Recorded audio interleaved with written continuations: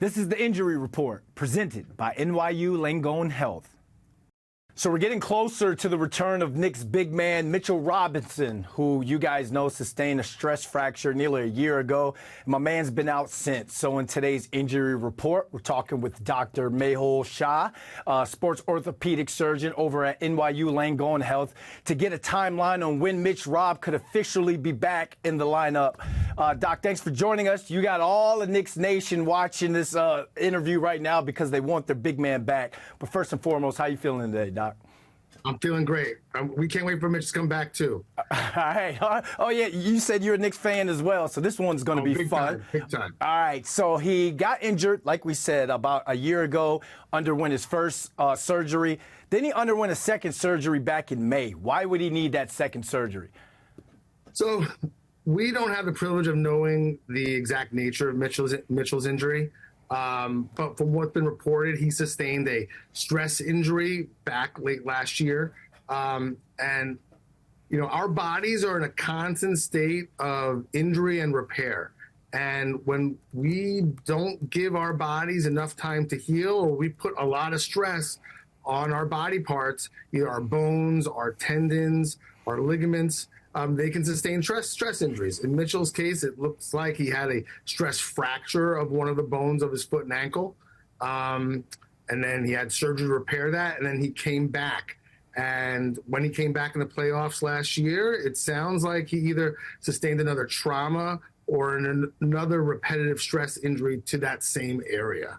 I think all of Knicks Nation is blaming Joel Embiid for that one, for that second one, because I thought that was dirty, Doc. But looking forward, yeah, you know, Doc, you're a true Knicks fan right there. I love it.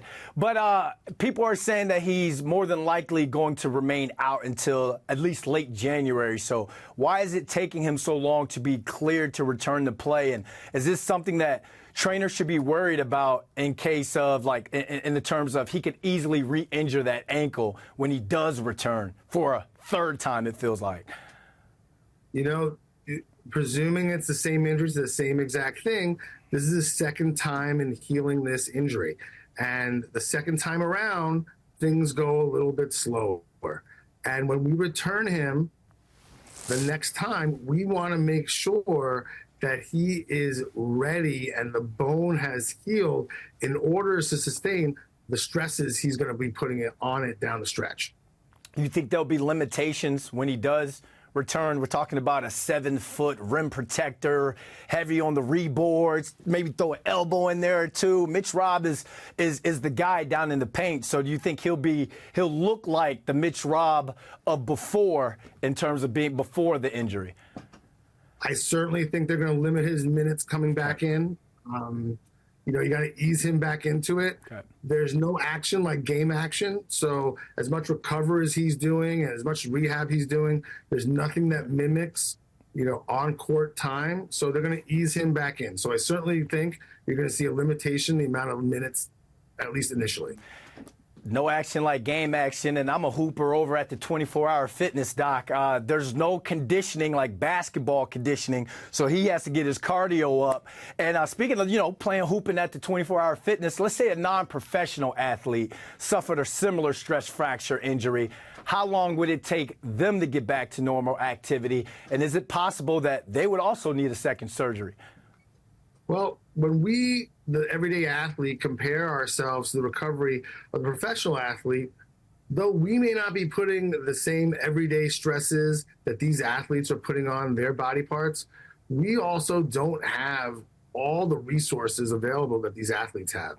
These professional athletes have 24/7 physical therapy. They have access to every emerging technology that aids in their recovery.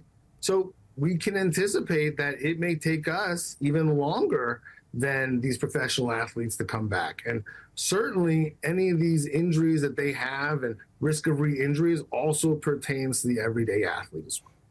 All right, so Doc is saying don't injure that ankle because it's going to take a while for y'all to get back on the courts with me at 24-Hour Fitness. Last week, messed around and shot a triple-double. Doc, thanks for hanging out with us, and thanks for the information. Thanks very much for having me.